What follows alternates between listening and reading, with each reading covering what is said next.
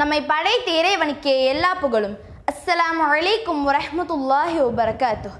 ஒரு தந்தை 200 ஆண்டு பழமையான ஒரு கடிகாரத்தை தன் மகன் கிட்ட கொடுத்து சொல்றாரு, இதோடைய மதிப்பு எவ்வளவு அப்படின்றத முதல்ல போய் ஒரு நகை கடையில விசாரிச்சுட்டு வா அப்படின்னு சொல்றாரு.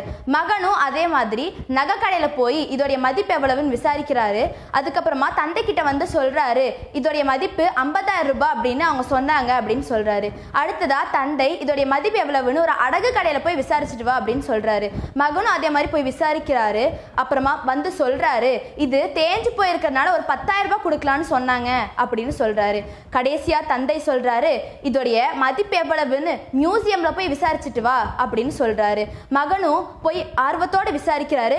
மறுபடியும் ஆர்வத்தோட தன் தந்தை கிட்ட வந்து சொல்றாரு, தந்தையே, நான் இதோடைய மதிப்பு எவ்வளவு அப்படின்னு மியூசியம்ல போய் விசாரிச்சேன். அவங்க சொன்னாங்க இதை பழங்காலத்து பொருட்களோட சேர்த்தா 5 கோடி கொடுக்கலாம் அப்படின்னு சொன்னாங்கன்னு ஆச்சரியத்தோடு மகன் தன் தந்தை கிட்ட வந்து சொல்றாரு. அப்போ தந்தை சொல்றாரு, உனக்கு ஒரு விஷயத்தை புரிய வைக்கணுன்றதுக்காக தான் இதோடைய மதிப்பு எவ்வளவுன்னு ஒவ்வொரு இடத்துலயா போய் விசாரிச்சுட்டு வான்னு சொன்னேன்.